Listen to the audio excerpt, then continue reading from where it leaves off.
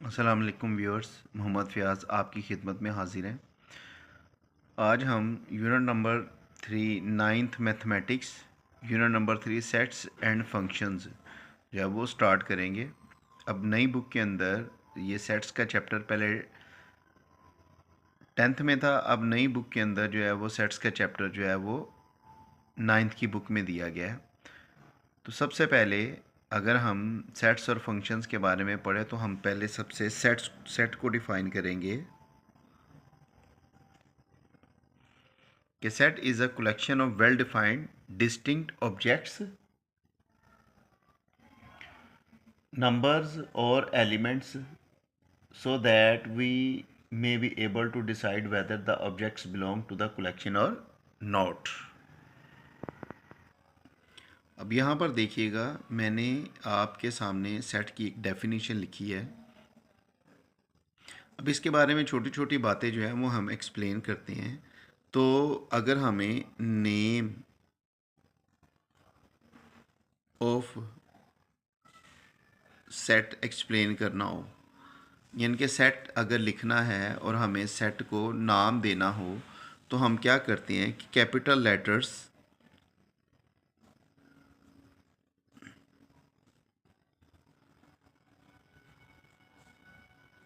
Of English alphabets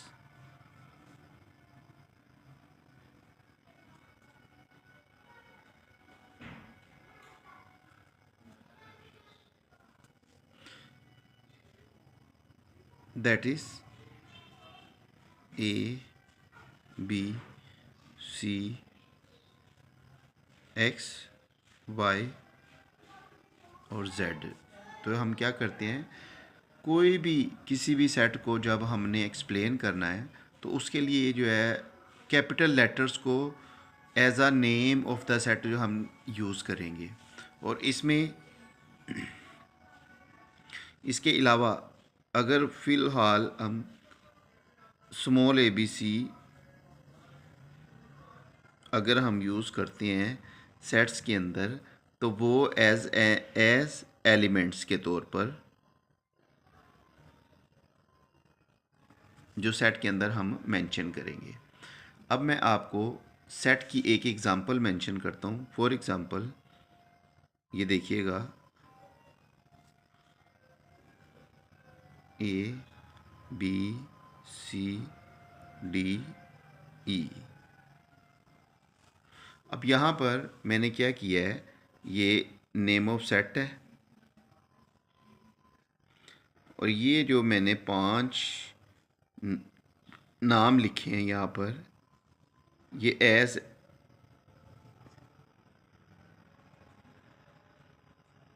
elements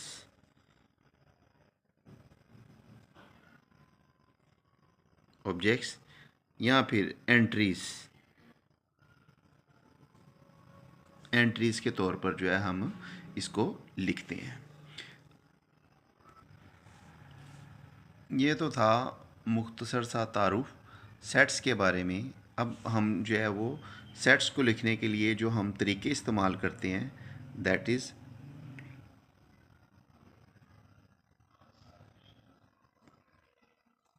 ways to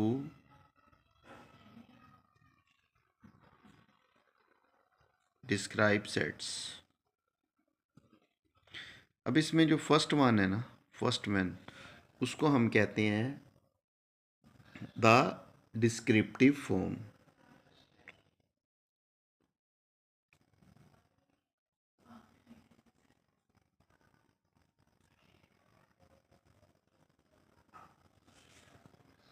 descriptive form असल में जब हम किसी भी सेट के बारे में एक्सप्लेन करते हैं, तो जो वर्ड्स हम अपनी ज़ुबान से अदा करते हैं, वो वर्ड्स को लिखना ही जो है वो डिस्क्रिप्टिव फॉर्म है।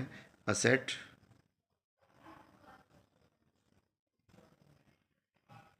may be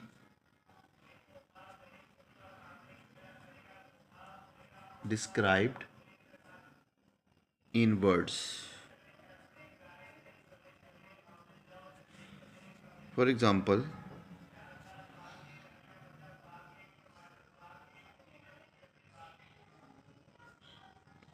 set of all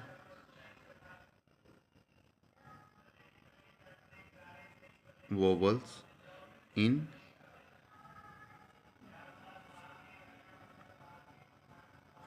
English alphabets। अब आपको पता है कि वॉवल्स जो है हम A E I O U इसको जो है वो इस तरीके से मेंशन करते हैं। अब इसमें हम क्या करेंगे, अब पार्ट नंबर 2 आप लोग देख सकते हैं कि अगर हमने डिस्क्रिप्टिव फॉर्म में वॉवल्स को सिर्फ वर्ड्स में मेंशन किया है तो वो सिर्फ वर्ड्स में ही लिखे हैं, उनको किसी तरीके से कोई प्रोसीजर का तरीकाकार इख्तियार नहीं किया गया।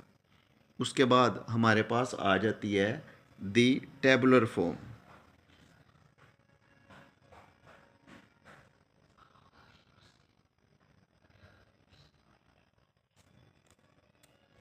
इसको हम रोस्टर फॉर्म भी कहते हैं।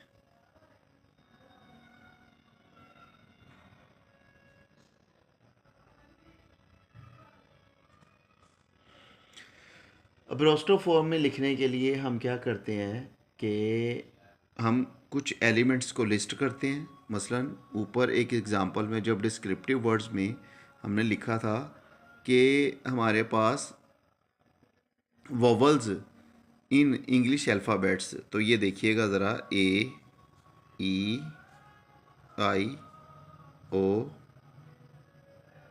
U। अब क्या करेंगे, मैंने यहाँ पर इनको ब्रैकेट्स लगाई, करली ब्रैकेट्स इसके साइड्स पर, ये देखिएगा। तो इसको मैंने एक सेट की फॉर्म में लिख दिया है। अब इस सेट की फॉर्म में हम क्या करेंगे कि इसको ए को मेंशन करेंगे कि भाई ए जो है वो इस सेट का नेम है और A E I O U जो है वो इस सेट की एलिमेंट्स हैं। तो उसके साथ ही जो हमने करली ब्रैकेट्स लगाई हैं तो ये हमारे पास एक टेबुलर फॉर्म में एक सेट आ गया है, इसको कहते हैं टेबुलर फॉर्म। इसके अलावा अगर कोई सेट बी है हमारे पास तो उस सेट बी में हम क्या करेंगे 1 2 3 4 5। तो हम कह सकते हैं कि हमने यहाँ पर फर्स्ट 5 नेचुरल नंबर्स का एक सेट बनाया है। तो इसको हम जो है टेबुलर फॉर्म मेंशन करेंगे। जो हमारी थर्ड टाइप है that is set builder form. अब सेट बिल्डर फॉर्म में जब हम एक सेट को किसी भी लिहाज से मेंशन करते हैं और उसके अंदर एक ख़ास तरतीब होती है जो जिसके लिए एक कॉमन एलिमेंट को मेंशन किया जाता है। अब वो कॉमन एलिमेंट एक ऐसा एलिमेंट होता है जो इसकी प्रॉपर्टीज़ को शो करता है। फॉर एग्ज़ाम्पल अगर मैं आप लोगों से कह दूं कि भाई 5 नेचुरल नंबर्स का सेट, तो इसमें हमें पता है कि तमाम के तमाम जो है वो नेचुरल नंबर्स आ जाएंगे जैसा कि आपको नज़र आ रहा होगा सेट बी के अंदर। लेकिन अगर मैं आपको कह दूं कि नंबर्स ऑफ इवन या इवन नंबर्स का एक सेट, तो इवन नंबर्स का एक सेट आपको पता चल जाएगा कि that are all of multiples of 2, कि all the numbers that are divided by 2। तो उसको हम मेंशन करेंगे कि in set builder form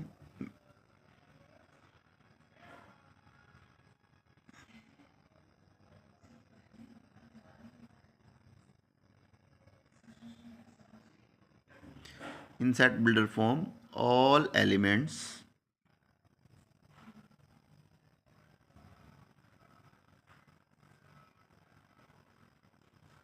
have the common property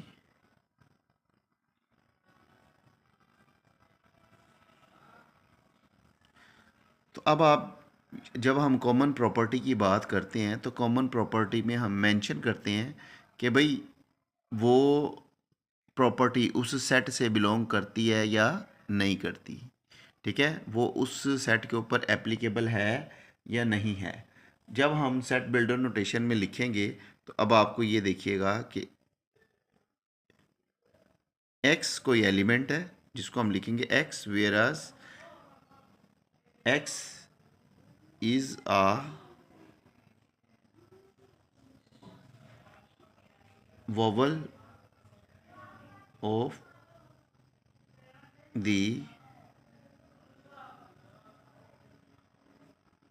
English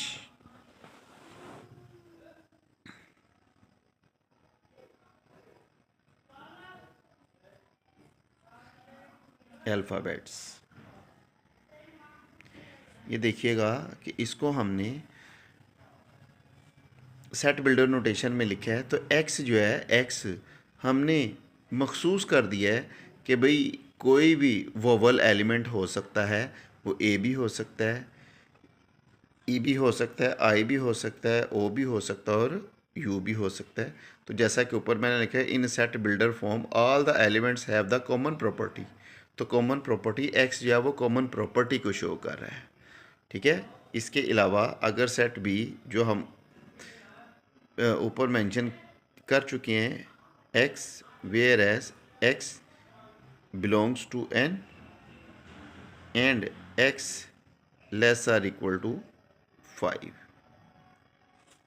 तो यहाँ पर देखिएगा कि अगर आपको यहाँ पर नज़र आ रहा होगा कि b इक्वल्स 1 2 3 4 5 एंड अगर उसको मैं सेट बिल्डर फॉर्म में लिखूँ तो अब मुझे पता है कि ये नेचुरल नंबर्स का एक सेट है जो फर्स्ट 5 एलिमेंट्स हैं। तो x where as x belongs to n and x less or equal to 5। तो इसको हमने सेट बिल्डर नोटेशन में मेंशन कर दिया है। सेट्स ऑफ नंबर्स, पहला है n equal set of natural numbers.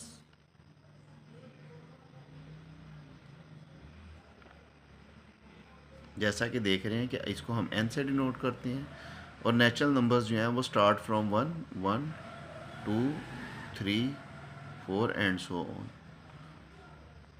अब यहाँ पे जो डॉट्स लगाए हैं तो इसका मतलब है कि दैट इज़ इन्फिनिट सेट। ठीक है, दूसरा इसको कहते हैं होल नंबर्स का सेट। इसको W से बिलोंग करते हैं, W से डिनोट करते हैं सेट ऑफ होल नंबर्स। और जो होल नंबर्स हैं वो ज़ीरो से स्टार्ट होती हैं, 0 1 2 3 and so on, that are whole numbers. तीसरा इंटीजर्स, इंटीजर्स को हम z से डिनोट करते हैं सेट ऑफ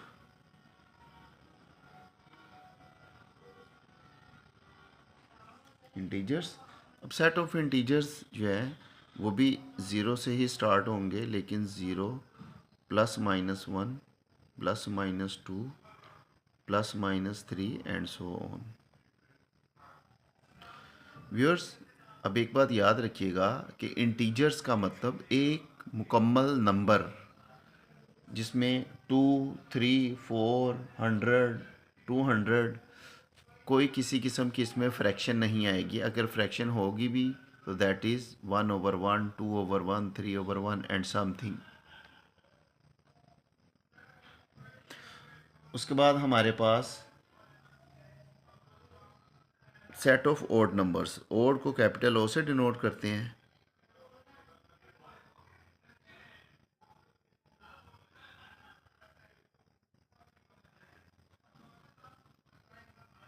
इंटीजर्स। ये क्या होगा, ये वो नंबर्स होते हैं जो 2 पे डिवाइड नहीं होते, plus minus 1 plus minus 3 plus minus 5 and so on. Her set के अंदर आपको ख़ास तरतीब नज़र आ रही होगी।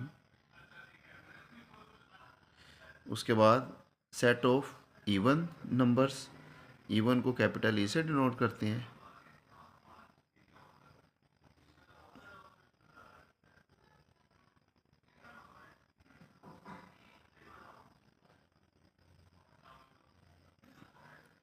नंबर्स कह लें, इंटीजर्स कह लें, तो ये 0 +-2 +-4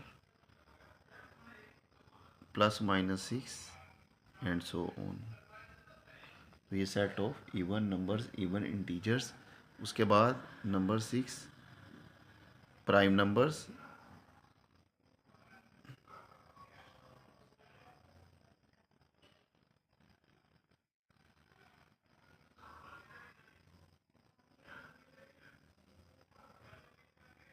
अब सेट ऑफ प्राइम नंबर्स जो हैं ऐसे नंबर्स हैं जो किसी भी नंबर पे डिवाइड नहीं होते। वो किसी भी नंबर पे डिवाइड ना होने वाले नंबर्स हमेशा जो है ये सेट प्राइम नंबर्स 2 से स्टार्ट होते हैं। 2, 3, 5, 7, 11, 13 एंड सो ऑन।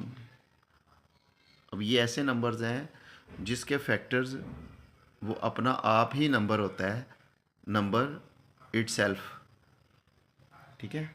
उसके बाद हमारे पास रैशनल नंबर्स आ जाते हैं।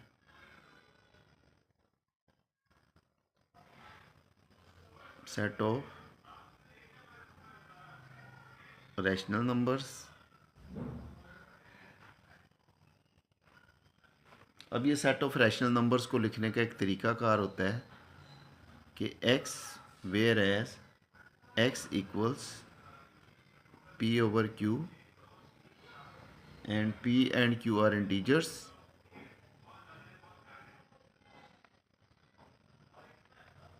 and q not equals 0। Viewers यहाँ पर देख सकते हैं कि डिनोमिनेटर में कभी भी ज़ीरो नहीं आना चाहिए, वरना वो अनडिफाइंड हो जाता है, तो वो नंबर बनता ही नहीं है। तो इसलिए हमेशा जब भी हम रैशनल नंबर्स की बात करेंगे जो फ्रैक्शंस की फॉर्म में आते हैं, तो वो तमाम के तमाम रैशनल नंबर्स कहलाएंगे।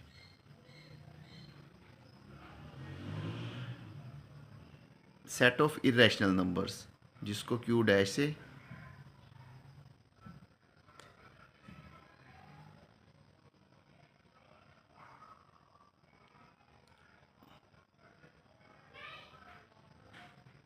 Set of irrational numbers. अब यहाँ पे इसको मेंशन करने के लिए हम क्या करेंगे, x where as x not equals p/q where p and q belongs to z and q not equals to 0। तो ये रैशनल नंबर्स आ जाएंगे। उसके बाद लास्ट वन हमारे पास सेट ऑफ रियल नंबर्स।